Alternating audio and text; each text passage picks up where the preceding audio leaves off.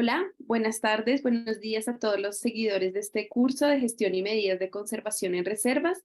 Les doy la bienvenida nuevamente y vamos a empezar nuestra primera sesión.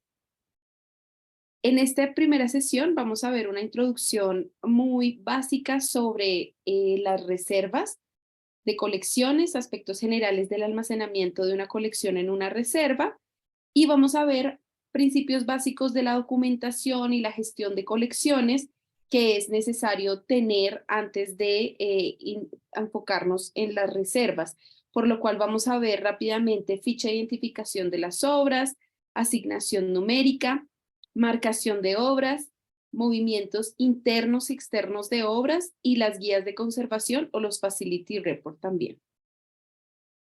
Entonces empecemos a hablar de nuestro tema que nos urge almacenamiento de colecciones patrimoniales.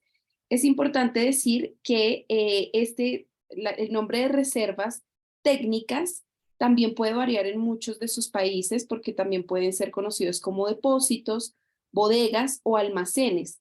Todos estos nombres son válidos desde que se haga una distinción de lo que es un espacio para las obras de una colección, para las piezas de una colección, y en donde no se almacenen otro tipo de objetos que no hacen parte de la colección, apoyos museográficos, otro tipo de elementos que en un futuro nos pueden llegar a entorpecer un poco la gestión de esos objetos allí almacenados.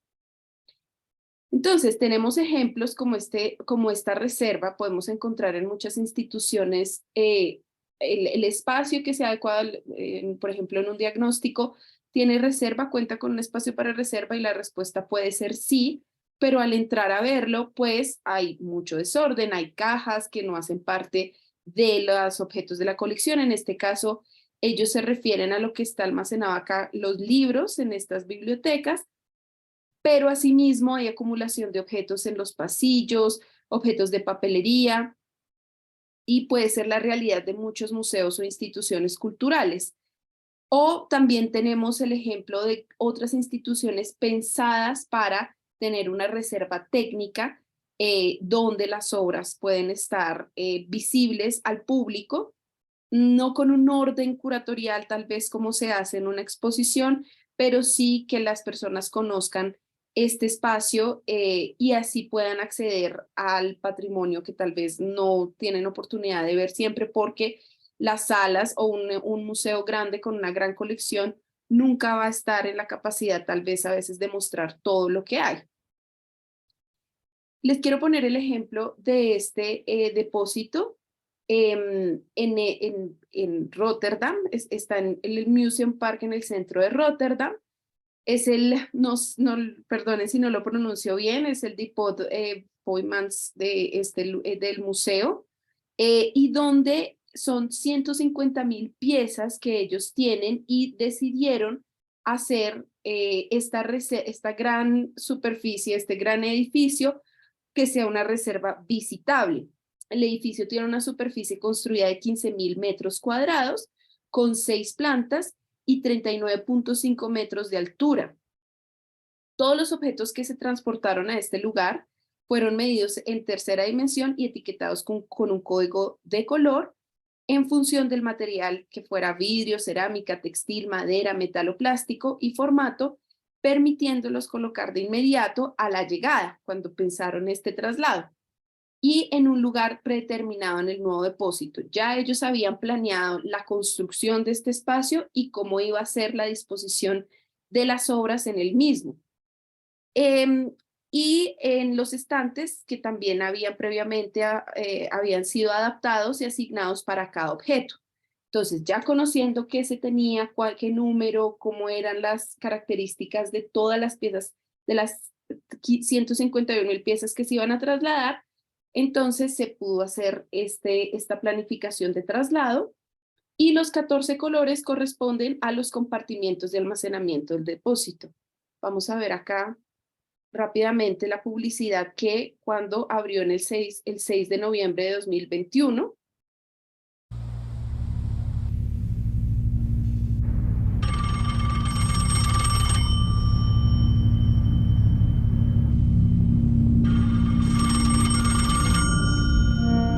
Anything can happen. Everything is possible and probable. Time and space do not exist. Time and space. Only a flimsy framework of reality. The imagination spins, weaving new patterns. The imagination. Depot Boymans van Beuningen. Entonces fue una gran publicidad en el sentido de que era algo muy esperado también por las personas o los allegados a este museo, y es un caso exitoso de una reserva visitable. Pero los estudios recientes también demuestran que solo una pequeña fracción de las colecciones de los museos exhibe públicamente y el resto está almacenada debajo de las estructuras y actividades más visibles o sumergidas del museo. Hacen la comparación como con un iceberg, donde uno solo ve un pedacito de la colección, el resto está oculto al público. La mayoría de los museos tiene, digamos, los museos de biología y geología, el 99% de sus colecciones están exhibidas. En cambio, los museos de arqueología, el 96.5% lo exhiben. Los museos etnográficos, el 95% de su colección es exhibida. En los museos de ciencias, el 90% también es exhibido, pero en el caso, miren, de los museos de arte e historia, solo el 70 y 80% es, al contrario, está almacenado en reservas. Disculpen que acá me equivoqué. Entonces, si ven, es una fracción muy pequeña de lo que podemos conocer, y esto pues es a veces de qué sirve tener una colección tan importante o tan, en términos científicos, en términos de contenido, en términos de historia, de valoración, de qué sirve si el público no la puede disfrutar, que en realidad es el usuario final de todo este proceso de comunicación. Entonces también hay que recordar que hay museos, o desde el momento de la creación de muchos museos, por ejemplo, en los museos, en algunos museos de Roma, de la ciudad, de las primeras aperturas, pues como era la disposición, entonces ellos eran a mostrar en realidad, no una forma como acumulativa de mostrar todo lo que había, pero a pesar de que ahorita pueden haber otros parámetros museográficos, en este punto, cuando quisieron abrir las colecciones al público, pues era mostrar todo. Entonces se rescata que, a pesar de que no cumplía con ciertos estándares que ahora hacen mucho más limpia la mirada y la apreciación del espectador a este tipo de colecciones, pues en ese momento sí se mostraba absolutamente todo. O como en este caso de un museo acá en Colombia, en un municipio, el municipio de Tena, donde no hay reserva, sino que las mismas salas de exhibición, las mismas vitrinas funcionan como, entre comillas, reserva, porque exhiben absolutamente todo, no se guardan nada para el público, y pasan muchos museos, tal vez ustedes lo puedan también constatar en sus países, que la gente a veces prefiere mostrar todo y no tener reservas. Las reservas tienen una gran ventaja de tenerlas, ahorita lo vamos a ver, pero hay museos que prefieren o sienten esa necesidad, sienten esa obligación de mostrar todo al público. Por ejemplo, el Museo de Arte Moderno de Bogotá, que es este edificio creado más o menos en la década de los 50, 60, fue creado pues para exhibir la colección de arte moderno, que en ese momento en Colombia estaba en un auge poderoso, y se crearon varias salas donde la idea pues era exponer todas las nuevas muestras artísticas. La reserva, por el contrario, fue pensado como algo menor, y eso es algo que pasa en muchos museos. Fue como, o museos que no estén concebidos en este momento, en esta época, sino más antiguos. Entonces decían, el espacio menos como con las características apropiadas, tal vez en ese momento por desconocimiento, eran escogidos como depósitos. En este caso, la reserva del museo fue el sótano. Y este museo a nivel estructural tiene ciertos problemas que el sótano no es el lugar más adecuado porque es donde se encuentran todas las tuberías, donde está muy cerca a motobombas, donde está muy cerca al cuarto eléctrico, hace que hayan muchos riesgos y además que esté bajo nivel freático y esa humedad y esa temperatura pues no es la más apropiada para las obras allá almacenadas. Este es un caso como muchos, no es que esté fijándome solo en este museo, pero hay otra condición que también tiene este museo y es que la mayoría o las salas ahora se usan más para exposiciones temporales. Entonces este museo tiene una gran programación cultural y artística donde todo el año pues la agenda cultural está copada, llena de artistas que pues exponen sus obras, muestras internacionales, pero el corazón que es la colección permanente, muchos meses del año permanece en esta reserva. Y eso es lo que pasa también en otros museos, que las salas se vuelven, entre comillas, galerías, como galerías de arte, y la reserva, la colección, en lugar de estar exhibida en salas permanentes, entonces está en reserva. Y hablemos un poco de cómo empezaron con antiguamente, donde tradicionalmente, acá les leo un parágrafo, los espacios equipados con la estructura referida suelen ser de acceso muy limitado, en los cuales el público del museo queda excluido de investigar, contemplar y manipular los objetos que conforman las colecciones, pues solo se acceden a estos espacios a las reservas especialistas de cada institución. En el siglo XVIII, el coleccionismo era una actividad tan corriente que hasta se redactaron tratados para la elaboración de guías destinadas a los amantes del arte. El más antiguo de estos tratados es de 1727 y lleva el título de Museografía, donde se hacían recomendaciones acerca de la elección de locales adecuados para reunir objetos, la manera de conservarlos en condiciones y climas apropiados, la forma de clasificarlos e importancia del uso de rótulos y textos informativos. En estos gabinetes, los objetos coleccionados se mostraban sin ornamentación y más con un sentido acumulativo, porque eran depósitos donde el público privilegiado tenía acceso a los objetos allí coleccionados, donde se podían contemplar, manipular y estudiar. Y ahí es donde se implanta entonces el sistema de registro mediante un libro de inventario y la colocación de etiquetas a cada objeto, ya lo veremos ahorita más adelante. Y así se podía acceder a cierta información sobre cada pieza accediendo a un nivel de conocimiento específico. A comienzos del siglo XX, los museos, algunos de los cuales ya tenían 100 años de existencia, corrían el riesgo de morir de asfixia, pues el espacio físico era insuficiente para exhibir las obras que colgaban de los muros, que se acumulaban en vitrinas y obstruían la circulación.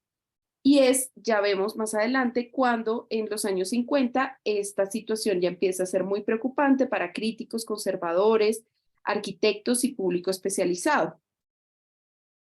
Entonces, si ustedes ven en este frontispicio del Cuarto de las Maravillas de Worm, de 1655, mucho más antiguo de lo que estábamos leyendo ahorita, eran más sobre todo para los científicos, donde tenían absolutamente exhibido todo lo que iban recolectando y donde cierto grupo de personas podía acceder a estos espacios para ver, para observar, y si ustedes ven, todo está exhibido, absolutamente todo, pero tenían aparte que tenían cierto interés de mostrar, de compartir ese conocimiento, también tenían algún sentido como curatorial de tenerlo todo como ordenado, de una forma expuesta, pues que no atrayente, pero sí con un cierto orden.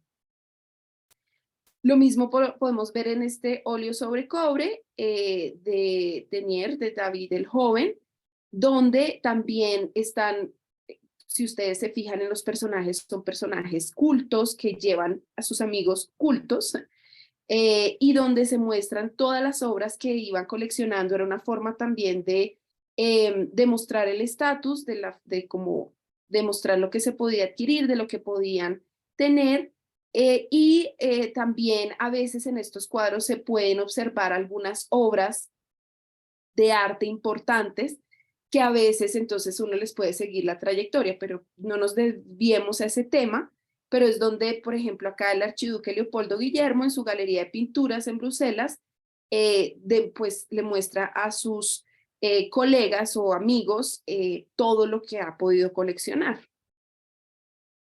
Pero ya en el periodo de entreguerras se originó una revolución museográfica, la cual se centró notablemente en una mayor accesibilidad al público. ¿En qué consistía esto? Era simplificar los sistemas de exhibición de los museos, que se dividirían gradualmente en dos secciones principales. La primera, en áreas de exhibición públicas abierta a toda la gente, y la segunda, en espacios de almacenamiento abiertos exclusivamente a científicos. Entonces, digamos que esto también empezó a generar que las áreas de exhibición empezaran a gestionar todo este tipo de, tal vez, intercambiar objetos entre museos, entre instituciones, y poco a poco fue relegando obras importantes al área de reserva. Y ya terminando como esta historia como de cómo empezaron las reservas a crearse, vamos a ver cuáles son las ventajas de contar con un espacio aposta para esto. Las instalaciones de almacenamiento son esenciales en la gestión de una colección. ¿Por qué? Porque me permiten ir variando las exposiciones, lo que ayuda a mantener el interés público por el museo. Entonces, si yo tengo digamos, también se hacen a veces programas de, no sé, la pieza expositiva del mes. Entonces, la pieza del mes va a permitir que el público conozca de a capsulitas muy pequeñas de información las obras que tiene o tesoros que guarda una colección que siempre se mantiene en reserva. Se protegen los objetos contra los efectos negativos de las condiciones ambientales a los cuales se encuentran expuestos en las salas de exhibición, asegurando así la preservación de la colección para el futuro. Entonces, tener una reserva, a diferencia como les mostraba en los casos de estudio de algunos museos donde quieren exhibir todo al público, pues una reserva es como un escudo de protección frente a digamos, a todas las condiciones ambientales de luz, humedad, temperatura, manipulación. Entonces, es también una forma de asegurar la preservación. Proporcionan espacio para la expansión de la colección. Entonces, yo puedo construir una reserva y planear que va a haber un incremento, digamos, en los años futuros, también entendiendo un poco cómo es la historia de la colección, cómo se ha venido formando. Yo puedo prever si voy a necesitar un espacio más grande, mediano, o más bien solo voy a crear, si lo estoy haciendo ahorita, una reserva con los objetos que tal vez no se exhiben mucho, y puedo hacer también, por ejemplo, una rotación de estos objetos. Y además permiten guardar las colecciones que son de interés académico o educativo, pero que no son aptas para ser exhibidas públicamente. Pongo un ejemplo muy simple y es, por ejemplo, en las excavaciones arqueológicas, a veces una gran excavación puede ser donada a un museo. Y en el museo, pues, yo voy a exhibir algunos objetos que me ayudan a contar una historia de cómo eran las costumbres, entonces con cerámicas, con utensilios, con cuentas de collar, con volantes de uso, etcétera. Pero ¿qué pasa con los restos óseos?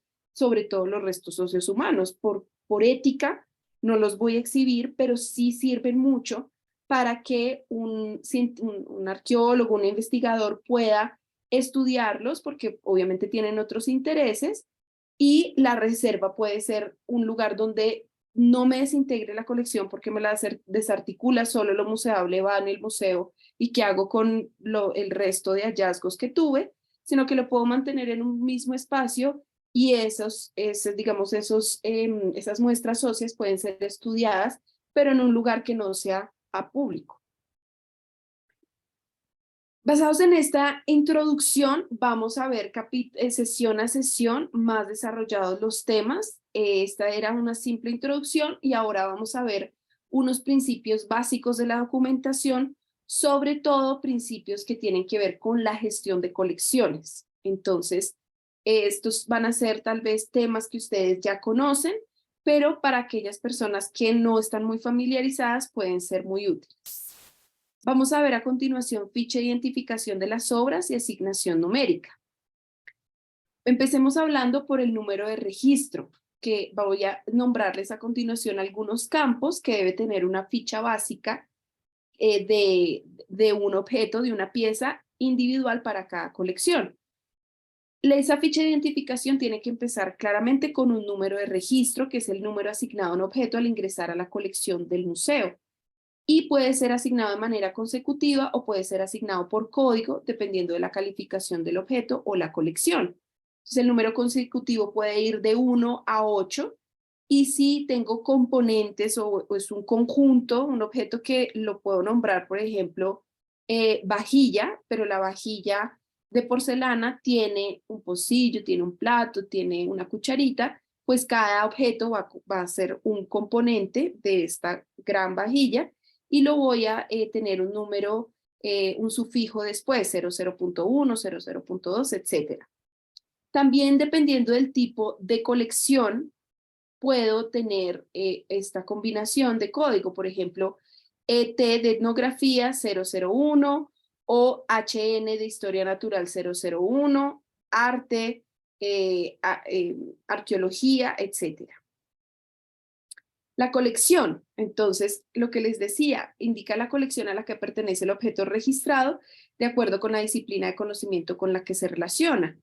Hay museos que tienen varias colecciones, pueden tener solo un grupo de colecciones, por ejemplo, no, mi museo es solo de historia, pero hay grandes museos, por ejemplo, en el caso de Colombia, en Bogotá, el Museo Nacional de Colombia, tiene varios tipos de colecciones, tiene objetos de arte, tiene objetos de historia, de arqueología, de etnografía, algunos de ciencias naturales, de paleontología y geología. El título o nombre importantísimo, porque si yo tengo, por ejemplo, un grupo igual de, no sé, por ejemplo, de cucharas de palo, un ejemplo así trivial. Estas cucharas de palo me pueden denominar cada una de la serie que tal vez pueden ser iguales, pero en la ficha de identificación de alguna forma hay que diferenciarlas. Entonces puede ser cuchara 1, 2 o cuchara A, B, etcétera. Y es el nombre que se le asigna al objeto o pieza registrada. Si, por ejemplo, son obras de historia o de arte, pues se usa el idioma original de su creación. En este caso, el cuadro, pues al ser un autor italiano, su título va en italiano, entonces conservo ese título en italiano, pero también debo guardar o tratar de incluir los otros títulos con los que tal vez normalmente se les conoce, como Grupo de Familia Bajo los Arcos, o simplemente Grupo de Familia, o si tiene otros títulos con los que se puede conocer. La denominación, que es el nombre genérico que identifica el objeto registrado. Hay una gran diferencia entre denominación y título, siendo denominación la gran familia a la cual pertenece este objeto, por ejemplo, indumentaria litúrgica. Podemos encontrar miles de prendas que pertenecen a esta gran familia de indumentaria, pero cada una va a tener un título que la hace única. Por ejemplo, en este caso, la dalmática. Esta dalmática es única en esa gran familia de indumentaria litúrgica y acá está pues una pequeña ficha de la técnica, la época y en qué museo está actualmente. En este caso, para que veamos un ejemplo, la denominación general es que es un uniforme o un vestido, pero ¿cuál es este uniforme? Pues es la casaca que perteneció al Marqués de San Jorge. Sucede lo mismo, por ejemplo, con reloj, que hay muchos relojes en el mundo, pero este es único porque es el reloj de mesa estilo imperio, o los abanicos, y este abanico es único porque perteneció a María Francisca Villanova, esposa del virrey Antonio Amario Borbón. La medalla, hay muchas medallas, pero esta medalla es la del Orden de los Libertadores de Venezuela, O esta silla, hay muchas sillas, pueden ser de varios estilos, varias épocas, pero esta silla es de la Universidad Nacional y pues ya puedo después entender más sobre su historia, pero es el título que la caracteriza. También tenemos el campo de autor, fabricante o cultura. Entonces, dependerá del creador, del artista, diseñador, si es una empresa fabricante o si es una cultura, si hablamos de un objeto de arqueología y etnografía. El autor, entonces, puede ser, por ejemplo, Martín Quintero. Un fabricante puede ser de fabricación inglesa, si es un objeto de tipo industrial, o cultura, si estoy hablando, por ejemplo, de una cultura, en nuestro caso, quimbaya, para objetos, lo que ya les decía, de arqueología o etnografía. El estado de conservación es muy importante porque me va a decir cómo está ese objeto a nivel estético y estructural. Entonces, es la identificación de todas aquellas manifestaciones que permiten establecer las alteraciones y deterioros que han sufrido distintos materiales que constituyen un objeto. Por lo tanto, el estado de conservación establece la situación física del bien frente al paso del tiempo. Se recomiendan, hay muchos, digamos, formas de evaluar, de uno nombrar cómo puede ser ese estado de conservación, pero nosotros normalmente 15 recomendamos que horas. sea bueno, regular o malo, bueno donde a nivel estructural y estético ambos niveles estén buenos, en regular tal vez estéticamente esté bien, pero estructuralmente no, o viceversa, y malo porque estructuralmente hay una falla y estéticamente también hay una alteración. La parte del avalúo importante, por ejemplo, esta cabeza de negra tiene este avalúo, pero es importante porque si yo voy a hacer movimiento de piezas, préstamos a otras instituciones, hay pólizas que me exigen para una póliza que me proteja de clavo a clavo, desde el momento que sale hasta desde cuando llega al sitio donde lo voy a prestar y cuando vuelve al museo, estas pólizas exigen que uno sepa cuál es el valor de la pieza a nivel monetario en caso de que ocurra algún incidente. Es importante por eso tener este avalúo, aunque es una información muy delicada a veces de conocer porque todos sabemos que el patrimonio no tiene valor, pero en estos casos sí se necesita tener uno. La procedencia, que contiene el nombre de la persona o entidad a la cual fue adquirido el objeto o su actual propietario en caso de que el objeto haya ingresado temporalmente en el museo, así como la forma y fecha de ingreso o adquisición. Entonces, la procedencia puede ser algo que me diga por quién fue donado o fue comprado en qué época o adquirido en qué momento, y es como la trayectoria del objeto. A veces hay veces hay formas de entender esta información y otras veces que es más complicado. El registro fotográfico, entonces, como es una ficha de identificación, va a tener datos básicos, pero también es importante que tenga una imagen. Volvamos a nuestro ejemplo de la colección de cucharas de palo. Todas las cucharas pueden ser a simple vista iguales, pero habrá algunas marcas, algunas señas, algo que me diferencie una de otra, y por eso es importante que se cuente con imágenes de anverso, reverso, de detalles del estado de conservación, si hay intervenciones o procesos de restauración, también documentar toda esa información y que yo tenga un archivo de ese registro fotográfico de una pieza en específico. En este caso vemos esta cara indígena de Luis Alberto Acuña, artista colombiano, donde está el anverso, el reverso, pero también del estado de conservación. La ubicación, importante saber de la ubicación, saber, digamos, en el espacio donde yo tengo en el museo, y más ahora que vamos a hablar de reservas, dónde específicamente está ubicado ese objeto y hacer un seguimiento a esa ubicación. La localización general, pues puede ser el museo, o si, por ejemplo, tiene varias sedes ese museo, definir en cuál localización está. La ubicación general va a ser o salas de exhibición, sala 1, 2, A, B, prehistoria, colonia, o puede ser reserva, y eso es lo que, o puede ser pasillo, oficina del director, etcétera, dependiendo. Y ubicación específica por ejemplo, si digamos, si en ese espacio, en la sala de exhibición, voy a estar en qué costado, por ejemplo, el costado norte, si está en vitrina, si está en módulos, si está, cómo está. Y ya puedo ir más al detalle. Entonces, por ejemplo, si tengo vamos a ir al ejemplo de reserva, ubicación específica, reserva de textiles, pero el nivel 4 puede ser porque está en un estante, el nivel 5 puede ser en el pañete A o el pañete no, sino el entrepaño A o B, y en el nivel 6 puede ser la caja donde está. Entonces, ir como lo más detallado me ayuda a entender mejor dónde está ese objeto, encontrarlo fácil. Si voy a hacer una revisión anual, periódica de dónde están los objetos, también me ayuda a hacer ese control mucho más rápido y accesible. Es importante también definir el formato, si es tridimensional o bidimensional. El siglo o fecha de elaboración puede ser aproximado, puede ser exacto, eso depende. Hay objetos que es muy complicado hacerlo, pero si se investiga se puede llegar a saber. Entonces puedo poner el periodo, o puedo poner un siglo, o puedo poner un año exacto. El país de origen, que es el país de elaboración del objeto, donde proviene geográficamente. Y en algunos objetos, digamos los de tipo industrial, se puede encontrar dentro de la composición.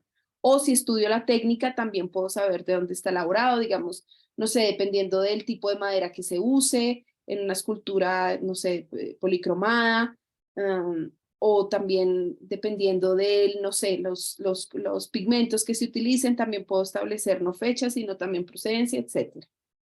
Perdón, técnica y materiales. Es muy importante esto porque me ayuda a identificar y tener cuidado en acciones futuras que yo quiera decidir. Por ejemplo, si es bidimensional, esto es algo que ustedes pueden tener en cuenta, como la técnica, el medio, el soporte. Esto es una pintura de óleo sobre lienzo. O en este caso, voy a ver que es tumbaga, que es una aleación, y la técnica fue martillado. Dimensiones, entonces también cambia según si es bidimensional, pues voy por alto o por ancho, o si, dependiendo de la forma de mi objeto tridimensional, en este caso me importa más el alto y el diámetro. Descripción, muy importante porque la descripción es como si yo no tengo la imagen, si se llega a perder, si se estropea la imagen, la descripción me ayuda a imaginarme cómo es esa obra, por eso es importante que sea muy fidedigna a lo que observo. En el caso de esta descripción, se da el ejemplo que de acuerdo al tipo de composición que sea, en este caso se da por planos, entonces un primer plano, un segundo plano y un tercer plano, y se describe, digamos, a la persona, al personaje principal, que esta fue una heroína de nuestra independencia, donde pues se nombra cómo está sentada, ubicada, cómo es su vestido, cómo es su pelo, que lleva de accesorios, cómo son sus manos, y si es posible transcribir lo que está escrito en uno de los elementos representados. Y ya en el segundo plano también por orden, lo que se ve, el crucifijo, el cuadro, la vela, las flores, el mantel, pero cómo está todo eso. Y en el tercer plano el personaje que más al fondo se ve, que es un guardia que tiene su cañón y que la está observando. Y acá es donde les hablaba sobre los componentes. Entonces, veamos este uniforme del general Francisco de Paula Santander, donde puede ser se puede llamar la denominación uniforme, el título uniforme del general Francisco de Paula Santander, y puede ser el número de registro 1. Pero si yo veo, yo voy a hacerle una ficha especial al pantalón que puede ser 1.001, porque es el primer componente de este uniforme. Donde voy a tomar una imagen, por ejemplo, aparte de la casaca, voy a hacer una descripción, tiene unas medidas muy distintas a todo el completo, tiene una técnica tal vez muy distinta a tal vez otros elementos que ya veremos. Entonces, por eso es importante que a cada componente o un juego se le haga la ficha de identificación individual a cada elemento. También es distinto lo que se va a hablar del talí, o también es distinto lo que se va a hablar sobre el sombrero bicornio. Entonces, por eso es importante tener en cuenta cuáles son los componentes. Y este es el resultado de mi ficha de registro inventario, donde si ven todos los campos que nombramos están acá descritos. Número de registro, la colección a la cual pertenece historia. Estos son los zapatos de María Francisca Villanova, pero la denominación general son zapatos. El autor desconocido. El estado de conservación es bueno, tiene un avalúo en su momento, por 7 millones de pesos colombianos. La procedencia no está definida, pero se sabe que fue catalogado por primera vez en el Museo Nacional en el año de 1881. ¿Dónde está ubicado? Entonces veamos que va de lo general al detalle. Está en el Museo Nacional, en la Reserva de Textiles, en el Armario 1 y en la Gaveta 1. El número de inventario, que este número de inventario es también distinto porque es el número que asocia todos los elementos, en nuestro caso, del Ministerio de Cultura.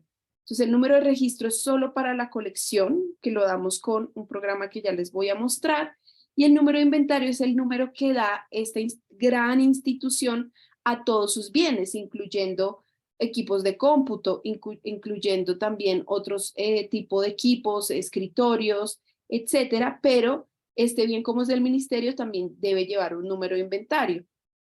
El formato claramente es tridimensional, la fecha de elaboración aproximadamente de 1803, la técnica es un cosido a mano de terciopelo, dimensiones también se tomaron y se hace una descripción que es muy completa para lo que se está observando. Y este es el sistema que yo les decía. Hay muchos sistemas de gestión de colecciones, softwares donde ustedes pueden tener no solo el registro de sus colecciones que funcionan como una base de datos, sino que pueden articular mucha otra información que les ayuda a, digamos, saber las ubicaciones cuáles son, si se han hecho intervenciones, si hay condiciones ambientales, control de condiciones ambientales, entonces se pueden subir y me puede dar una alerta en caso de... también si hago investigaciones las puedo llevar acá y puedo tener esa información articulada. Entonces, los sistemas de gestión de colecciones ayudan a que uno no tenga muchos archivos desarticulados, porque yo puedo tener un Excel con mi base de datos de la colección, pero también tengo unos documentos Word y también tengo en redes algunos videos que he sacado, por ejemplo, de público, interactuando con las obras. Entonces, estos sistemas ayudan a que uno integre todo y todo esté en un mismo espacio. Y algunos ofrecen la posibilidad, digamos, de que que estén en la web. Entonces, puedo tener acceso a imágenes, información de la colección, digamos, desde cualquier parte del mundo y solo con conexión internet. Esta es, por ejemplo, la ficha básica en colecciones colombianas de esta pieza, donde está el número de registro, fecha, técnica, y acá en cada pestaña se puede ver, digamos, como otra información relacionada a ese solo objeto. Vemos también ubicación, movimientos, carpeta digital donde están todas las imágenes, etcétera. Y la ficha de ingreso, esta es la forma como este sistema de colecciones colombianas, que nosotros lo distribuimos gratuitamente a las entidades museales registradas en nuestro catastro en Colombia, pueden empezar a ingresar cada pieza que pertenece a su colección en el sistema. Entonces pregunta cierta información de la que ya vimos ahorita en los campos y me permite así ir detallando objeto por objeto y que la información vaya quedando, que sea básica y que yo la pueda ir complementando con investigaciones y con planes de mediano, largo plazo de documentación. Entonces esto puede ser la imagen, como puede quedar esa, si yo imprimo, digamos, la cédula, por decirlo así, de esta pieza, la cédula de identificación, donde el número de registro es 5, pero tengo la imagen, tengo que el autor es desconocido, que es una tinaja del siglo XIX, que fue elaborada en cerámica y arcilla, y las medidas, y que hace parte de la colección de historia de este museo. Ya sabiendo toda esta información, es importante relacionar esa información físicamente al objeto. Entonces, no solo es tener mi base de datos, sino que haya una conexión entre lo que está documentado y lo que físicamente, presencialmente está. Por eso es importante la marcación de obras, pero este paso solo se llega cuando ya he completado documentación básica de los objetos de la colección. La marcación, es importante decir que cada artículo de una colección debe llevar su número de identidad en todo momento para que pueda estar vinculado a la información que el museo tiene sobre el objeto. Si este vínculo entre los objetos y su documentación no existe, las consecuencias pueden ser graves. En el mejor de los casos, el tiempo se desperdiciará a la necesidad de rastrear la documentación y restablecer el vínculo, o en el peor de los casos, el objeto perderá su procedencia y otra información asociada para siempre. De esta forma, evitamos la disociación. Pero no es importante nombrar que la marcación no actúa como un dispositivo de seguridad en caso de robo del objeto. No es un código de barras que me va a sonar, me va a interactuar con algunos sensores a la salida del museo. No, sino que es más para ayuda, control de las personas que tienen interacción con la colección. ¿Qué criterios deben tener las etiquetas de marcación? Que sean seguras, es decir, que si se retira accidentalmente esta etiqueta o la marca del objeto, no haya, pues que no se pueda retirar fácilmente, sino que esté como bien adherida. Que sea reversible, que se pueda eliminar intencionalmente esta etiqueta o marca del objeto, incluso después de 50, 100 años de haberla puesto, sin dejar ningún rastro ni ningún daño. Que sea seguro para el objeto, es decir, que los materiales que sean aplicados al objeto o el método no pongan en riesgo pues significativamente la estabilidad de mi pieza. Que sea discreta pero visible, es decir, que los métodos recomendados no deben estropear la apariencia del objeto, ni oscurecer o camuflar detalles importantes. Tiene que ser visiblemente para reducir la necesidad tiene que ser muy visible para reducir la necesidad de manipular el objeto. Tiene que ser conveniente y seguro para el personal y los voluntarios porque los materiales deben ser fáciles digamos que estén disponibles, que sean en pequeñas cantidades a un precio razonable y que no representen riesgos para la salud y se usen de acuerdo con las pautas recomendadas por un local. Entonces, ¿qué se recomienda? Escribir un número directamente en un objeto, pero no siempre va a ser el método más adecuado. Que haya una fotografía de registro de cada objeto, incluyendo el número de registro correcto y que esto proporciona seguridad adicional. Que cuando los objetos están hechos de varios materiales diferentes, siempre se debe etiquetar el material más duradero o estable. Y si todos los materiales son frágiles, pues utilizar la etiqueta estilo corbata o en la unidad de almacenamiento, si es un objeto que está en reserva. Utilizar una ubicación estándar y de fácil acceso para la posición del número.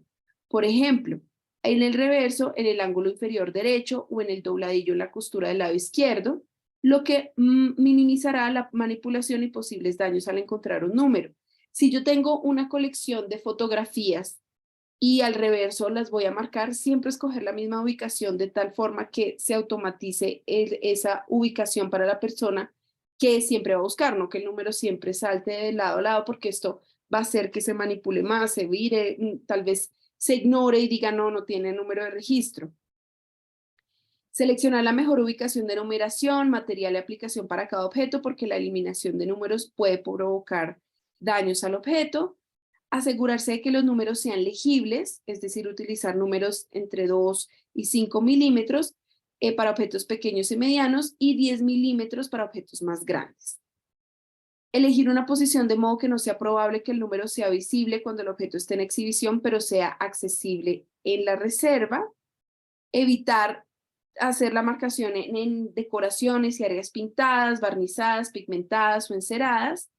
Y evitar superficies donde la marca pueda estar en riesgo de abrasión, como superficies sobre las que normalmente descansa el objeto o donde se toca durante su manipulación. Y es necesario, hablando ahorita de los componentes, que se marquen todos los componentes de un objeto usando sufijos en el número del objeto. Entonces lo veíamos, uniforme 1, pero casaca 1.001 o bicornio 1.002, etc.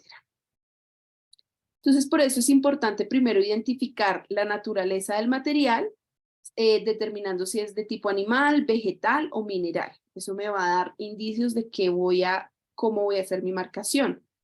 ¿Qué características y vulnerabilidades tiene específicamente esa pieza? Si es porosa, si es sólida, si es reactiva, si la verdad no logro identificar qué tipo de material es y qué características tiene, y qué consideraciones se deben tener en cuenta en el caso del almacenamiento. Si el almacenamiento normalmente es en un medio seco, acuoso o frío, si normalmente está en exhibición, o si requiere de condiciones ambientales especiales, porque eso va a determinar si mi etiqueta cómo debe ser.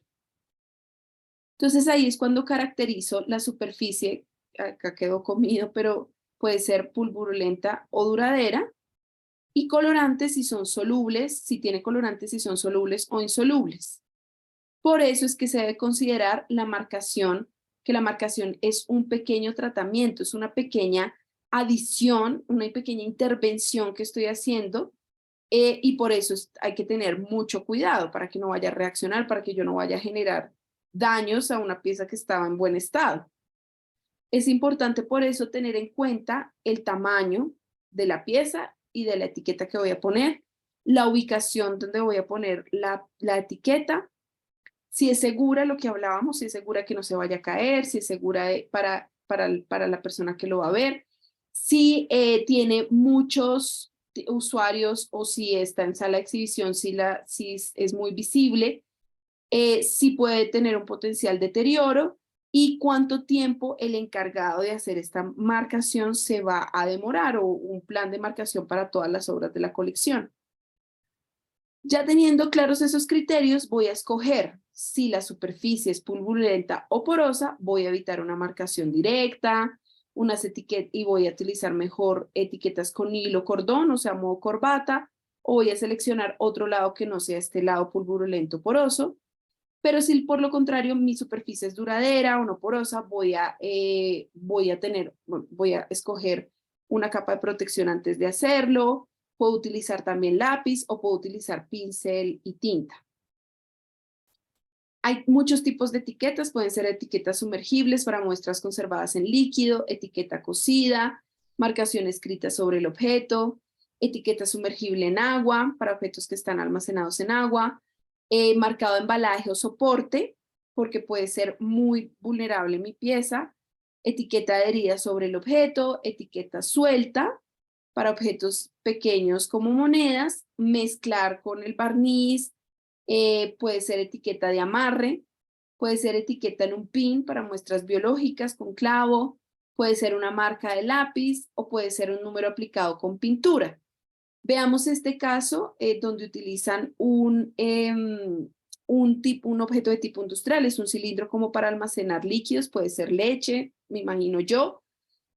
Utilizan entonces, es una superficie bastante resistente, no tiene pintura, y utilizan la base donde van a aplicar una resina sintética llamada Paraloid B72, dejan que seque esta pintura y aplican pintura blanca de acrílico, dejan que sequen, utilizan un micropunta para poner el número y posteriormente aplican otra capa de esta resina, de este barniz, no, perdón, de esta resina acrílica del Paraloid B72 para proteger y que no se vaya a correr el número. O en este caso, por ejemplo, de esta porcelana, lo que se hace es una marcación con etiqueta directa, pero siempre cuidando, o sea, haciendo la marcación, cortándola, pero siempre cuidando de cuando haga la manipulación, como es una pequeña intervención, amortiguar muy bien la obra y se hace adhiriendo esta etiqueta en este punto que no es tan visible para el público, pero sí para las personas involucradas con el cuidado de la colección. O en el caso de este textil es un vestido que tiene también un cordón de amarre. Se utilizan estos palillos sobre como una espuma para tensar bien la cinta de algodón que se va a utilizar, donde en esta cinta de algodón se marca con digamos, un lápiz especial para textiles, se pone el número, se corta, se cose en el dobladillo del vestido y también se hace una etiqueta de amarre en el cinturón del vestido. O también hay etiquetas que ya se venden predeterminadas para objetos que están en ciertos solventes, como de muestras biológicas, o en los libros y fotografías con grafito, entonces siempre quitando el filo del grafito para que no me vaya a dejar marcas, y también amortiguando muy bien el lomo del libro en este caso, y en el caso de la fotografía escojo siempre el mismo lado, como les decía, en una colección fotográfica siempre hacerlo. Como esta fotografía tiene un sobre de Mylar para su protección, esta unidad también se va a marcar. O las etiquetas de amarre, que pueden ser, por ejemplo, para cerámicas, que son muy porosas. Si ustedes ven, puedo llegar a hacer un deterioro mayor, prefirieron amarre, al igual que por el tamaño, en estas también se hizo amarre, y estas por facilidad, en estos cuadros se hizo también etiquetas de amarre. En este caso, las colecciones de arte de los museos del Banco de la República, acá en Bogotá, se hizo un proyecto para actualización de estas etiquetas. Van de amarre para cada pieza, y si ustedes ven las etiquetas, tienen la imagen y tienen datos básicos. O en el caso de muestras, digamos, de tipo arqueológico, restos óseos, entonces los restos óseos no se va a marcar el objeto directamente, sino la unidad de almacenamiento. Y este es un proyecto donde las etiquetas de marcación muy antiguas se ponían, era en las fundas protectoras de estas reproducciones, no son obras originales, pero son su colección, y estas iban en cada funda como de tela de algodón, y la etiqueta iba a la funda. Con el tiempo esas etiquetas se fueron perdiendo, se fueron arrancando, se les fue borrando la información, por lo cual se decidió hacer todo un proceso de control de inventario, marcación con nuevas etiquetas al reverso de la obra, conservando las otras etiquetas, y limpieza y fotografía, porque se identificaron, se hizo un registro juicioso de cada una de estas obras. Y vamos a ver nuestros últimos temas sobre movimientos internos y externos de obras y guías de conservación o Facility Report. Entonces, importante hablar de los movimientos porque pueden ser de tipo interno o de tipo externo. ¿A qué nos referimos? Movimientos internos, entonces, son aquellos que dentro, como su nombre lo indica, dentro del museo, yo voy a pasarlo de reserva a sala de exhibición, o de sala de exhibición a otra sala permanente, etcétera. Y externos es sobre todo cuando hago préstamos o tienen que salir las obras porque van a ser intervenidas en un taller de restauración, o van a al taller un taller de investigación, etc. Como ya les mencionaba, en el campo de ubicaciones de la ficha de identificación, es importante que con la ubicación y el control de movimientos se puedan encontrar los objetos de la colección de manera rápida, reduciendo el riesgo de desaparición de los mismos. La ubicación, entonces, es el lugar donde normalmente se conserva el objeto. Puede ser la sala de exhibición, de reserva, otro museo. Y la localización permite situar al objeto donde está moviéndose en ese momento. Entonces, en el taller de restauración o préstamo en otra entidad. Pero entonces siempre tengo que tener en cuenta estos dos aspectos. Además de registrar el movimiento de entrada y salida de los objetos del museo, también se debe hacer un seguimiento al movimiento de los objetos dentro del propio museo. El movimiento de un objeto solo se permitirá en determinadas circunstancias. Si voy a mejorar las condiciones de almacenamiento, si lo voy a exhibir, si voy a mejorar el acceso a un objeto o para investigarlo. Antes de que un objeto se pueda mover, primero debe someterse a una verificación de su estado de conservación para confirmar que está en condiciones de moverse, y se debe preparar según las instrucciones de manipulación y pautas de almacenamiento que están dictadas, por ejemplo, por el encargado de la gestión de la colección o de la conservación. Debe preverse con anterioridad si es necesario llamar a más personas para realizar el movimiento o si debe desensamblarse, por ejemplo, si es muy grande, por lo que habría que soportarse en registro fotográfico para saber cómo ensamblarlo posteriormente. Entonces, acá es donde es importante tener una política para el movimiento de los objetos o un protocolo para saber cómo se debe hacer ese movimiento, cómo voy a registrarlo y cómo voy a ubicarlo, cómo voy a hacerle como esa trazabilidad. Esta política, este documento se puede hacer respondiendo estas preguntas. Entonces, ¿cómo se logrará que los registros de ubicación de objetos se actualicen permanentemente? Hay ocasiones en las que algún objeto se moverá del lugar temporalmente sin actualizar el registro de ubicación. ¿Cómo se logrará que los registros de ubicación, disculpen, y movimiento tengan un nivel de seguridad y confidencialidad adecuado? No puede ser visible para todas las personas que trabajan en el museo o para público. ¿Cómo se garantizará que los objetos no se muevan a lugares inadecuados? ¿Quién podrá ver y editar los registros de ubicación y movimiento?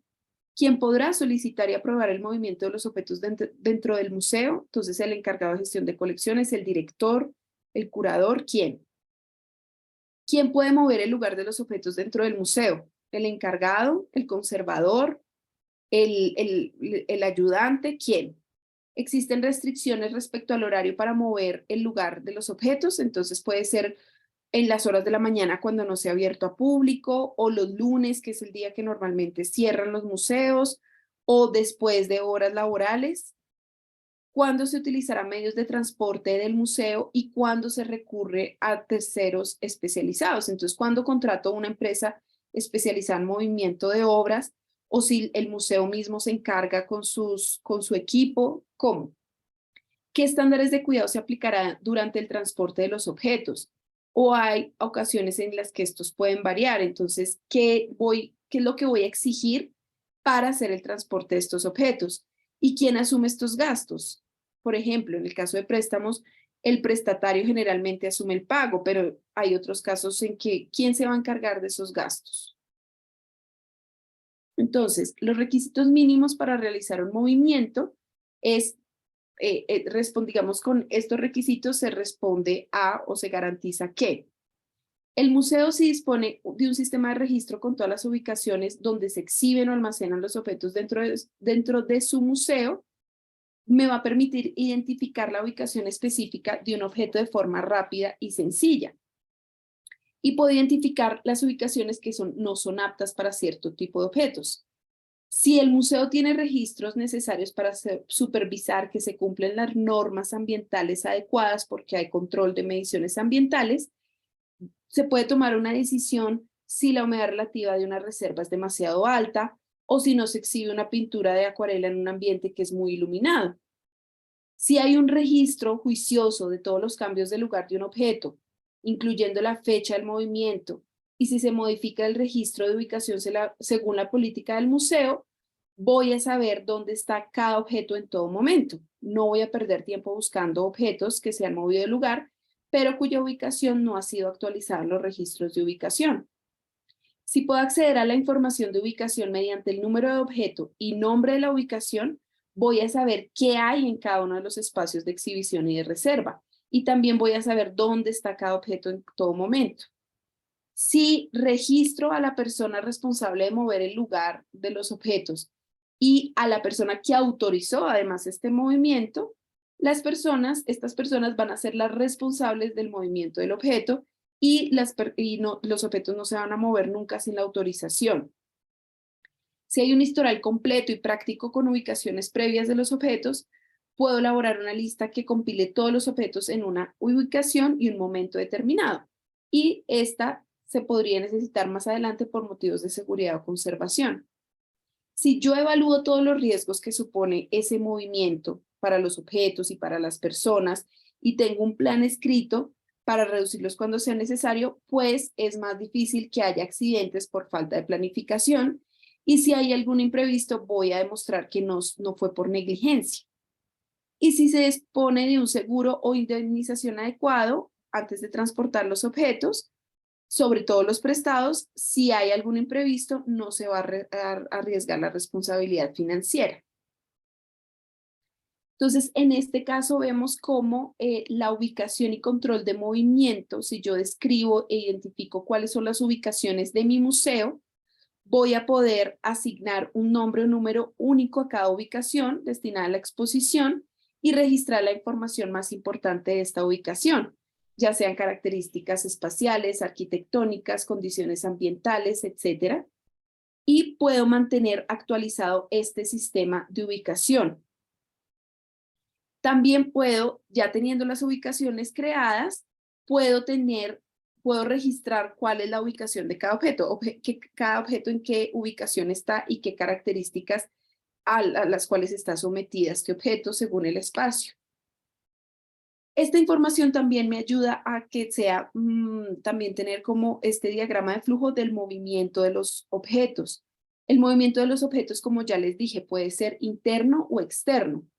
¿Cómo funciona? Entonces, normalmente inicia todo con una autorización para un movimiento. Entonces, se solicita esta información, se autoriza. Cuando se autoriza y se da el sí, se verifica el estado de los objetos y toda la información sobre sus requisitos. Por ejemplo, riesgo, recomendaciones para manipulación y embalaje. Y se verifica si hay algún problema de acceso en cualquier parte de la ruta y evaluar cuál problema de manipulación u otro riesgo que pueda surgir. Entonces, organizo todo el trabajo de conservación o embalaje que sea necesario para que los objetos estén seguros durante ese movimiento. Si digo que no se necesita transporte para el movimiento, porque digamos puede ser interno, voy a registrar a cualquier otra persona que vaya a participar en el movimiento y hago el movimiento. Si por el contrario es un movimiento de tipo externo, porque por ejemplo voy a hacer un préstamo a otro museo para una exposición temporal, voy a establecer y elegir el medio de transporte más adecuado, voy a contratar un seguro o indemnización según corresponda, voy a preparar la documentación necesaria para el movimiento, como recibos, documentos de aduana, instrucciones para el desembalaje. Voy a hacer el movimiento a la zona de carga y luego doy inicio al transporte. Y cuando llegue al lugar voy a confirmar que los objetos no tienen daños y solicito un recibo de entrega, un acta de entrega, etcétera. O si hay un comisario, pues este comisario va a dar el informe, el reporte de que todo bien. Y ya finalizado estos dos movimientos, ya sea interno o externo, actualizo los registros sobre el movimiento y la ubicación del objeto.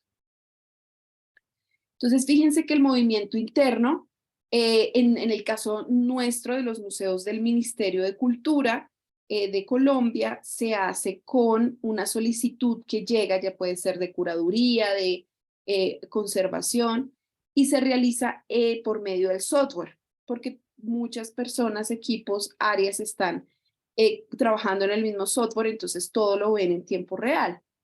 Esta solicitud se confirma ese movimiento y hago el traslado de estos bienes al espacio asignado. Por ejemplo, pasó de reserva a la sala de exposiciones temporales. Elaboro el estado de conservación del bien que se traslada, si está en buen, regular, mal estado, para tener un indicio de cómo trasladé ese objeto y puedo identificar si durante ese momento que ese movimiento y permaneció en otro lugar se genera algún daño o algo así. Y si, digamos, yo paso de la reserva a una sala de exposiciones temporales, pues va a haber un movimiento después que me devuelva ese objeto a la reserva. O si no, por ejemplo, que es un objeto que utilicé para una apertura de una sala de exposiciones permanentes, pues no va a haber una devolución a la reserva, entonces doy por finalizado el procedimiento. Si por el contrario es un movimiento externo porque hay una exposición itinerante, hay una restauración, hay una solicitud de estudios técnicos o hay una necesidad de un préstamo internacional por la cual se debe solicitar a la Dirección de Patrimonio del Ministerio un permiso de salida. Todo esto me llega primero, es una solicitud a la dirección del museo y el director o directora evalúan con su equipo, ya sea curaduría, conservación, registro, diciendo si se puede o no prestar, porque, por ejemplo, puede que no esté en buen estado de conservación o puede que esa misma pieza se vaya a necesitar para otra exposición más adelante. Entonces se envía respuesta al solicitante y si es positiva se elabora un contrato. Luego de toda esta documentación, elaboro el estado de conservación del bien que se traslada, se realiza el traslado y luego el retorno. Y lo que pasa acá también el Condition Report, si ustedes no están muy familiarizados con eso o los que estén, también se conoce como el informe de estado. El informe de estado de las instalaciones, no mentira, perdón, el Condition Report es del objeto, el Facility Report es el de las instalaciones, pero el Condition Report es el informe de estado de esa pieza que se va a prestar. Es un informe de condición, es un registro escrito o un archivo electrónico que detalla la condición de un objeto basado en un examen detenido. Cuando se utiliza con fotografías, ilustraciones o gráficos, se registra claramente la condición física de este objeto en dicho momento, y cuando se mantienen sistemáticamente, los informes de estado documentan cualquier cambio a lo largo del tiempo. Hay como una mayor trazabilidad si está a nivel de sistema. Y estos cambios pueden ser causados por envejecimiento, por daños accidentales, por infestación, por vandalismo, por condiciones inapropiadas de exhibición o almacenamiento, manipulación adecuada, embalajes inapropiados para viajar, así como cualquier alteración de la obra debida a un tratamiento de restauración. Esta información que se recopila en las encuestas de estado puede ser utilizada por una variedad de profesionales de museos, por los mismos conservadores, por los curadores, por los administradores de colecciones, para identificar cuáles objetos requieren un tratamiento con mayor urgencia y priorizar intervenciones de tratamiento en toda la colección. Las personas que planifican las exhibiciones pueden identificar qué obras están listas para exhibir o cuáles requieren un tratamiento moderado para estar listas para este momento. Los conservadores pueden identificar las obras de mayor riesgo durante el viaje y la exhibición, y los preparadores pueden predeterminar los requisitos de embalaje y envío para las exhibiciones itinerantes. Y los registradores e investigadores pueden acceder a esta información utilizando informes de estudios de estado digitalizados que capturan detalles relacionados con la producción, los materiales, el historial y la procedencia. Entonces, fíjense que es una ficha muy completa que me da reporte de cómo está una obra en un momento dado o una pieza.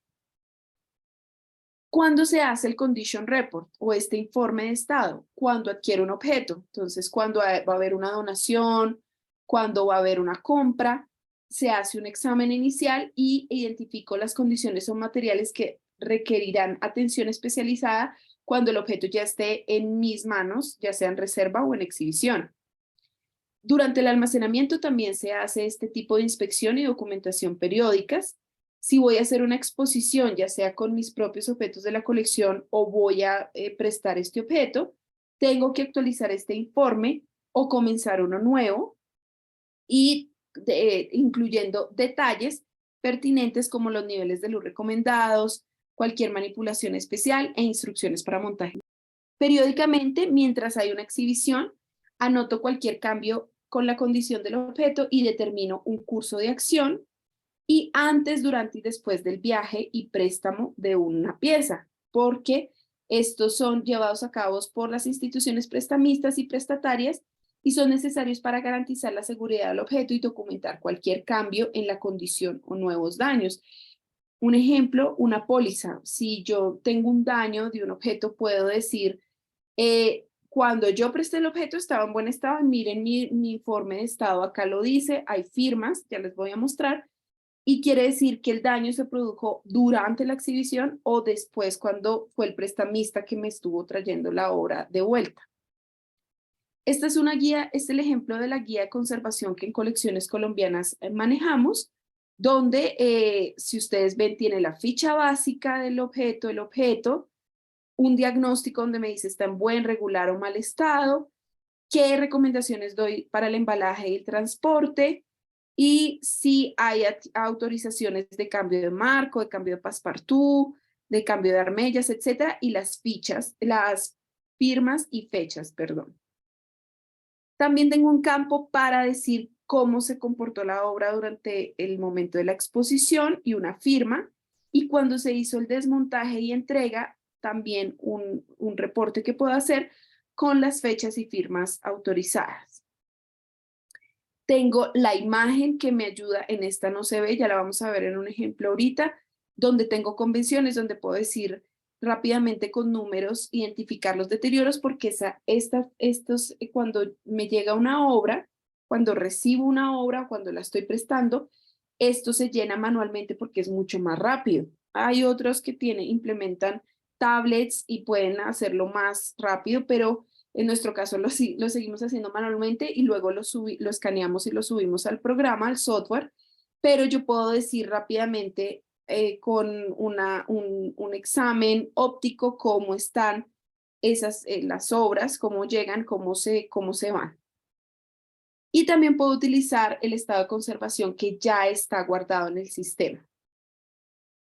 Este es un ejemplo de una ficha ya diligenciada. Entonces, si ven la ficha básica con la imagen, el diagnóstico, observaciones de embalaje y transporte, con las fichas, las firmas y las fechas que se necesitan, donde identifico con un gráfico y convenciones que veo si hay, en este caso habían como abolladuras, habían algunos faltantes muy pequeños de capa pictórica, etcétera, y lo mismo al reverso. Y llegamos a la parte del Facility Report, que era lo que les mencionaba, que es el informe estandarizado de instalaciones y recursos. Es decir, cómo está ese espacio donde yo voy a exhibir una obra. Normalmente este documento se pide cuando yo voy a prestar una obra a otra institución y yo les digo, por favor, mándenme este informe, yo quiero conocer, si no puedo hacer una visita de inspección, que sería lo ideal, quiero conocer cómo son las instalaciones. O al contrario, si yo pido una obra en préstamo para una exposición, para una investigación, esa institución me va a decir, necesito saber cómo son las características de su espacio para saber si mi obra está segura, va a estar segura. Este documento proporciona información sobre el espacio expositivo, sus características físicas, técnicas, ambientales, las condiciones de seguridad y, muy importante, que es algo que no se hace mucho, los recursos materiales y humanos disponibles.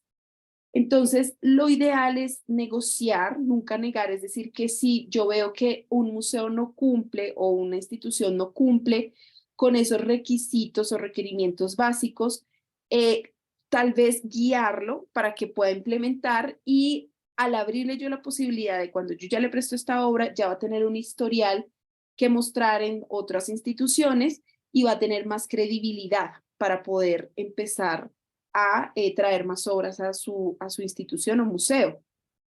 Se diligencia solo una vez, desde que se crea, queda ese creado y lo puedo ir actualizando. Y lo ideal es que se eviten 168 preguntas o 24 hojas de preguntas. Entonces, esta es una guía que se da para cuando se crea, que el objetivo del préstamo no supere 2 preguntas, que los contactos de la institución organizadora y sede de exposición no supere 14 preguntas, que todo lo que se hable sobre recursos humanos o de personal no supere 6 preguntas, que cuando yo hable sobre los accesos y circulación no me supere las 7 preguntas, que cuando yo hable del edificio y del espacio expositivo no hayan más de 6 preguntas, que cuando yo quiera conocer más de las condiciones ambientales no superen las 6 preguntas. Con seguridad, si me voy un poco más amplia, porque me voy a 11 preguntas, porque es lo más importante. Y si necesito documentos anexos, pues que no superen 3 preguntas. ¿Por qué?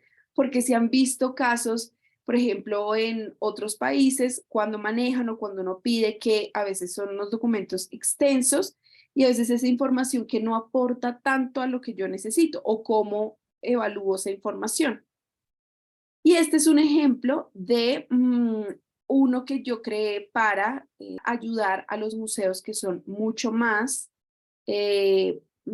pequeños, por decirlo así, y que a veces no podían responder cierto tipo de preguntas más específicas para instituciones que obviamente tienen más trabajadores, más áreas de trabajo. Entonces, un momento les comparto. Y acá está este es el documento que les digo en Excel. Entonces, la información general, donde están datos de la institución, el tipo de institución, configuración y construcción del edificio. Entonces, cómo es a nivel constructivo, cómo son las áreas de exhibición, que son preguntas mucho más básicas, cortas de responder y ayudan a que a veces muchos museos, cuando yo les pasaba otros formatos, quedaban súper asustados, no terminaban de responder y se paralizaban un poco el trámite de solicitud porque veían que podía ser más difícil al ver que las preguntas pues sí, valga la redundancia, preguntaban cosas que ellos no tenían. Cómo es el punto de acceso, donde reciben las obras, el almacenamiento, si hay reserva, y esto sobre todo para las cajas de embalaje, el embalaje que se necesita, cómo son las condiciones ambientales, cómo es la seguridad y detalles sobre el seguro y anexos que pueden incluir. Entonces, este es un formulario adaptado a museos como de mediano y pequeño tamaño o que cuentan con menos personal o tal vez menos recursos. Y les agradezco entonces en esta sesión toda la atención recibida. Cualquier cosa me pueden escribir, contactar.